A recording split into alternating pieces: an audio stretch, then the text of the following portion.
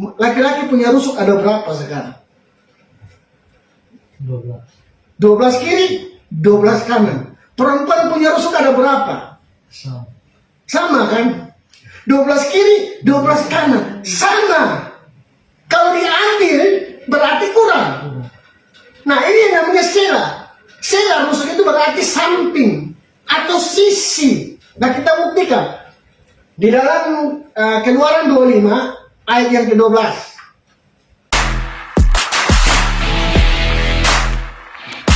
Puji nama Tuhan. Shalom. Shalom. Apa kabar? Biasa. Kalau kita belajar tentang Alkitab itu banyak yang disebut namanya ada perumpamaan. Ada yang namanya hurufiah. Ada yang namanya figuratif. Habis itu apa? Ada yang syair. Ada yang puisi. Jadi kalau kita menafsirkan Alkitab, kita belajar Alkitab, itu harus sesuai dengan konteksnya. Maka pada sore hari ini saya lebih banyak itu mengajar supaya kita mengerti tentang firman Tuhan. Amin. Nah, saya mau bertanya begini. Kita semua sudah tahu dan banyak orang tahu bahwa Hawa diciptakan lewat tulang rusuk Adam. Apakah betul Hawa diambil dari tulang rusuknya Adam? Halo? Nah? Betul. Tapi kita harus melihat Alkitab. Kadang kita itu, makanya kenapa firman Tuhan, orang beritakan firman Tuhan itu terus menerus, terus belajar tentang firman Tuhan, menggali tentang firman Tuhan. Nah, kalau makanya Alkitab itu kita harus bisa tahu tentang hurufiah, alegoris, figuratif, perumpamaan. Maka yang disebut dalam pembelajaran Alkitab itu harus tahu konteksnya. Nah, makanya pertama saya harus bertanya, kenapa Hawa diciptakan dari tulang rusuk Adam? Dan semua orang pasti tahu, benar, Hawa diciptakan diambil dari tulang rusuk Adam. Ayatnya ada di mana? Kitab Kejadian 2 ayat 21 dan 22. Coba kita baca. Nah, kita akan melihat belajar tentang tema hari ini. Saya memberikan tema manusia sejati.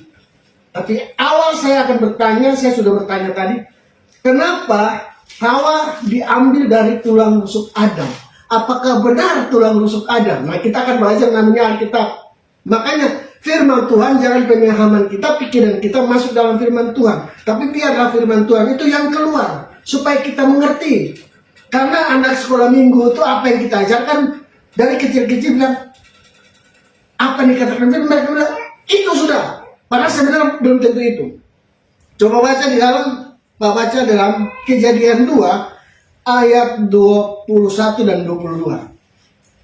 Kejadian 2 ayat 21 dan kedua, ayat kedua, ayat 21. Lalu Tuhan Allah membuat manusia itu tidur nyenyak.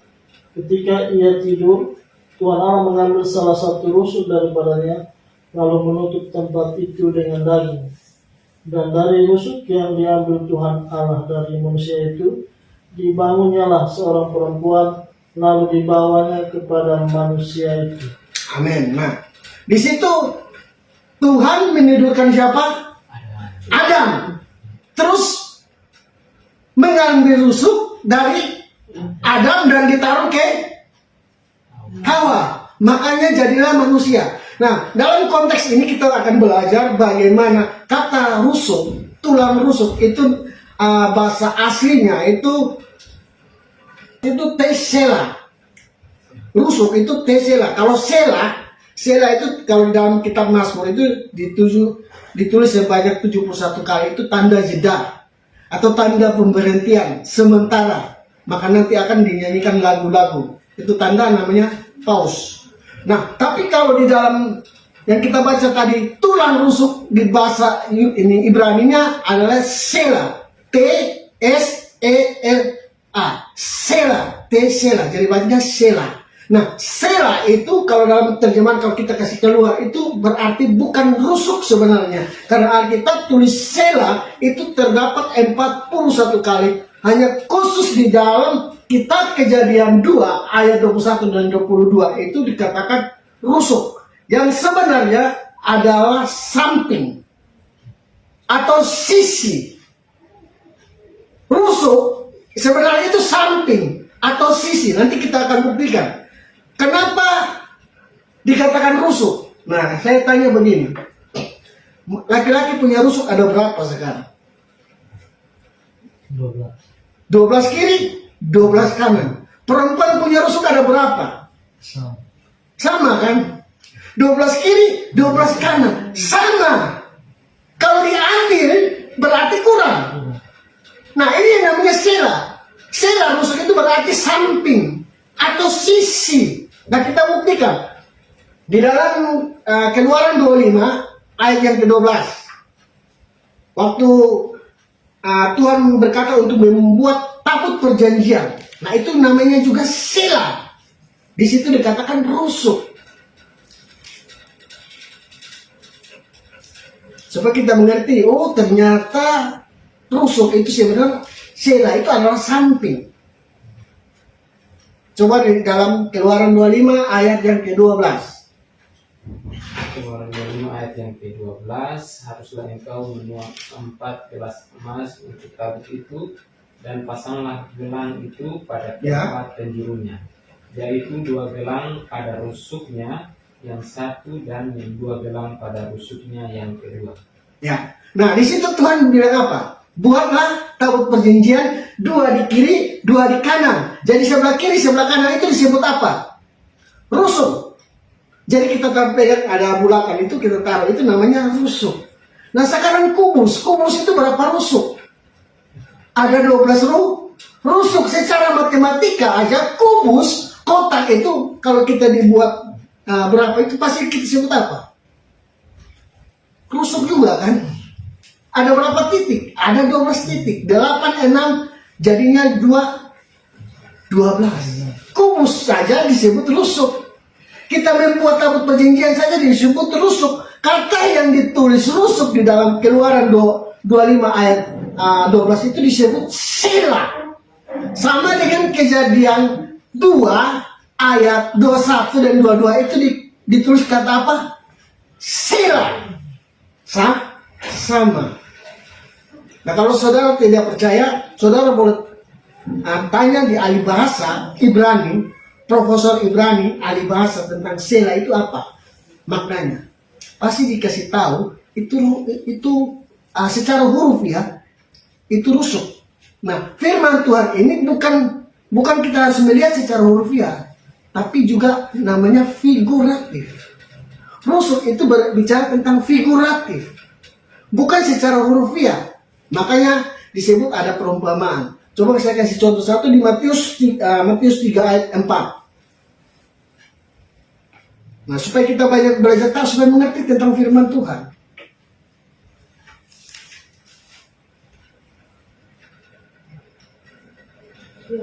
Matius 3 ayat 4. ayat 4. Nah, saya kasih contoh di sini. Yohanes memakai jubah bulu unta dan ikat pinggang kulit, dan makanannya belalang dan madu hutan. Ya.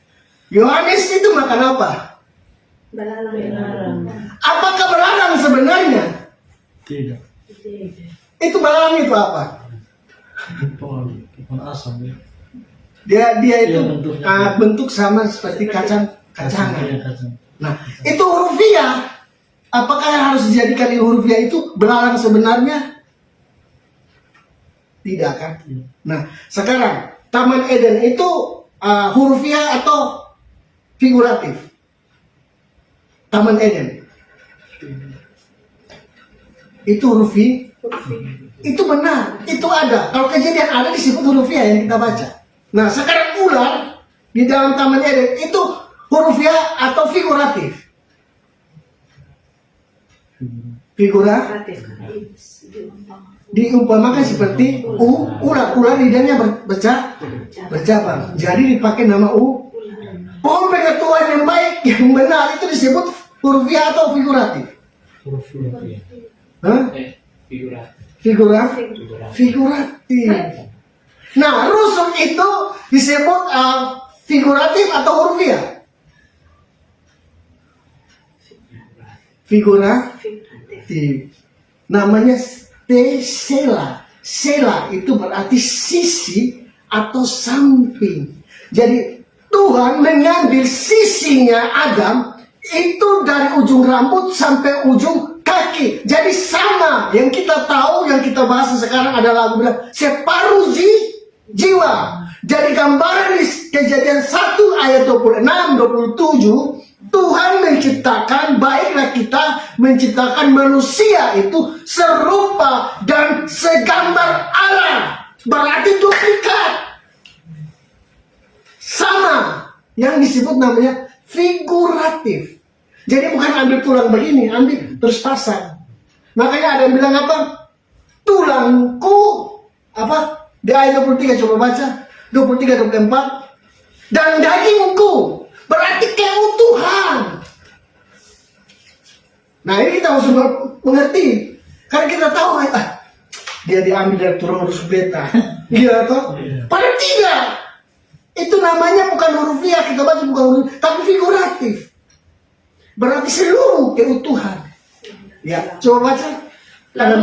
Lalu berkatalah manusia itu, inilah dia tulang dari tulangku dan daging dari dagingku. Ia akan dinamai perempuan sebab ia diambil dari laki-laki. Ayat 24.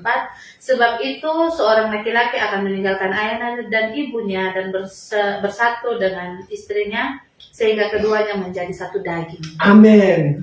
Diambil apa? Tulangku Daging. dari tulangku, dagingmu dari dagingku. Berarti utuh. Tulang ini dari mana? Ini tulang tidak, kepala ini tulang tidak. Ujung kepala sampai ujung kaki tulang tidak. Nah bukan dari sini, bukan dari rusuk, bukan dari tengah, tapi keutuhan. Maka gambaran yang jelas itu di Kejadian 1 ayat 26-27. Maka Adam dan Hawa itu bersatu. Aja kita manusia ini, manusia sejati ini satu. Keutuhan. Bukan diambil dari rusuk. Makanya kalau guru ada kumus, ini kotak itu ada disebut rusuk juga kan? Nah, apakah itu betul-betul rusuk yang dari sini? Itu namanya figuratif. Nah, ini namanya belajar firman Tuhan. Amin. Nah, kita itu harus menggali. Makanya saya kasih contoh tadi tentang belalang. Apakah Yohanes itu makan belalang betul? Tidak. Itu kacangan dengan madu. Banyak yang Alkitab, misalnya sejarah itu hurufiah. Berartinya, kalau puisi, syair itu disebut apa? Figuratif. Perumpamaan disebut apa? Figuratif atau alegoris atau metafora, melebih-lebihkan. Itu disebut figuratif. Makanya kayak banyak contoh dari kitab. Tuhan mengutuk pohon ara. Pohon ara itu betul. Tapi kalau ditarik keluar itu maksudnya pohon ara itu siapa? Pasti kita mengerti. Ditujukan kepada siapa? Orang Farisi, ahli-ahli Taurat yang tidak berbuah. Ditujukan kepada kita ada hidup tapi tidak berbuah. Nah itu disebut perumpamaan. Makanya firman itu harus kasih keluar. Bukan pemahaman kita yang turun ke firman, otak ke firman, sesuka hati kita. Terus mau apa yang mau kita? Tetapi firman itu harus keluar supaya kita mengerti. Amin. Jadi Hawa diambil dari apa? Tulang rusuk Adam atau sisi Adam atau samping Adam, samping atau sisi. Sisi itu berarti seluruhnya. Sebagian. Makanya ada lagu separuh jiwaku pergi. Ya toh, betul kan? Karena kita punya kekasih son ada, separuh jiwa itu hilang. Betul kosong. Makanya kita laki-laki dan perempuan itu satu sama. Bukan kita laki-laki yang kepala di atas, kita yang makan puji. Tidak sama. Jelas kita serupa dan segambar Allah. Makanya dari situ, nah kita tahu di hari yang keberapa Tuhan menciptakan manusia? Hari ke-6. Betul. Terus hari ke-7 Tuhan beristirahat. Terus hari pertama lagi manusia jatuh dalam dosa. Cepat ya. Betul-betul. Menciptakan hari ke-6 beristirahat, tiba-tiba langsung jatuh dalam dosa. Nah inilah kita mesti belajar dari firman itu harus keluar. Nah, kenapa manusia jatuh dalam dosa? Hari pertama, hari ke-7 istirahat langsung jatuh dalam dosa, betul? Nah, kata yang dipakai dalam Alkitab itu namanya yom. Yom itu disebut namanya hari. Yom itu hari, yom itu disebut bisa masa.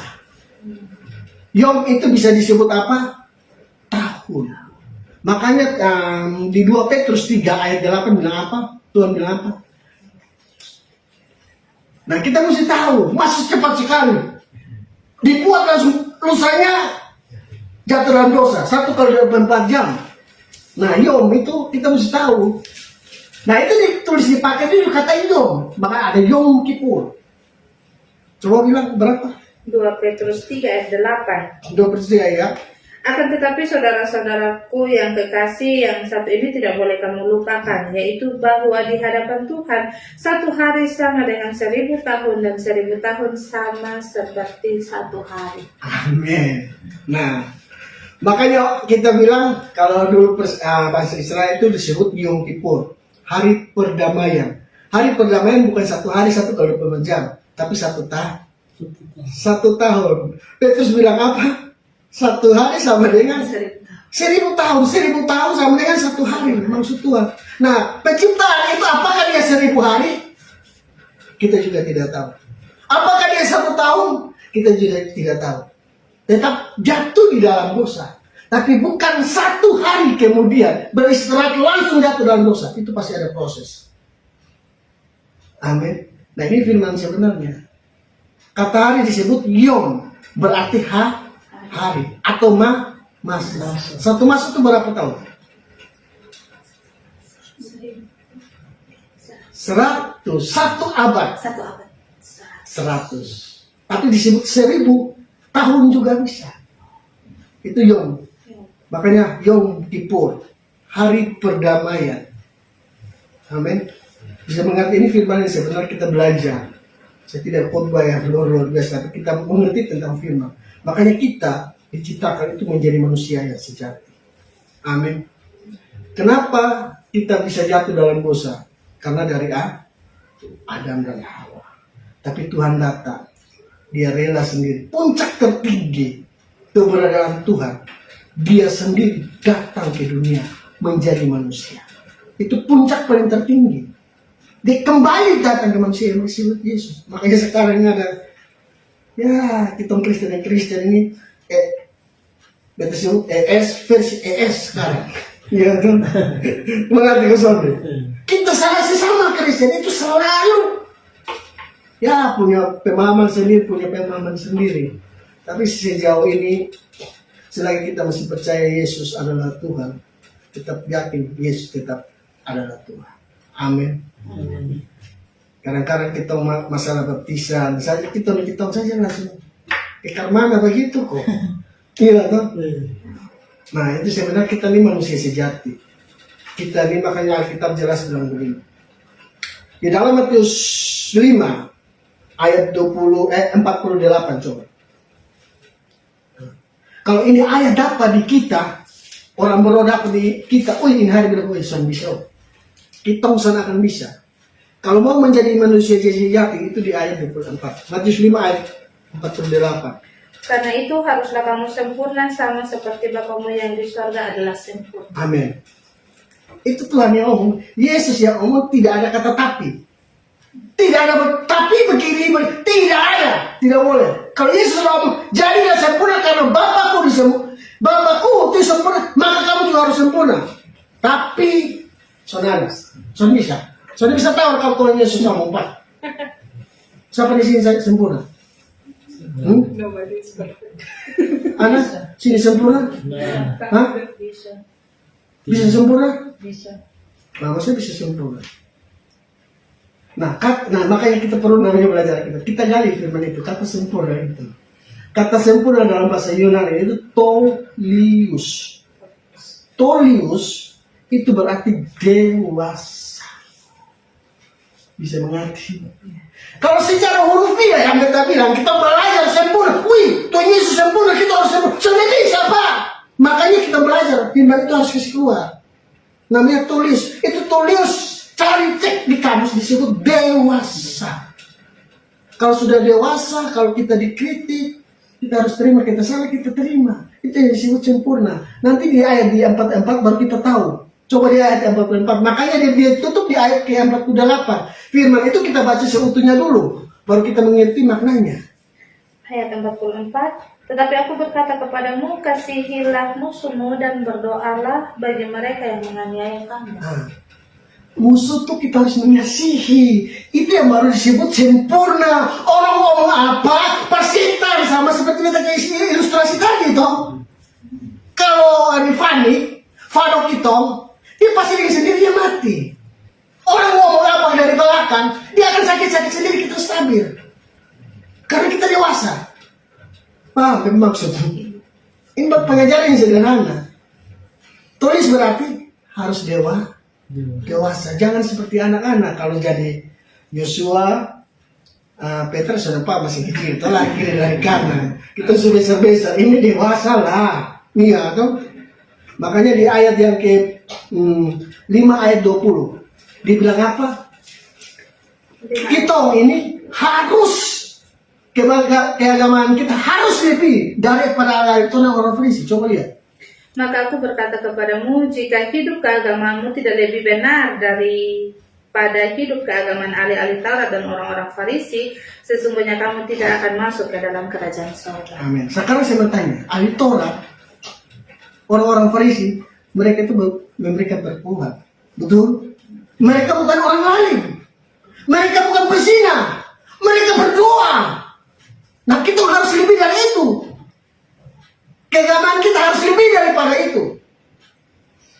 Saya bertanya, agama kita bisa lebih daripada mereka ke surga? Hah? Itu siapa yang ngomong? Tuhan Yesus kok apa? Tuhan Yesus.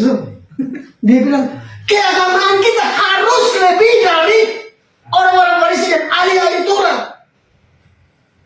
Itu keagamaan itu berarti apa?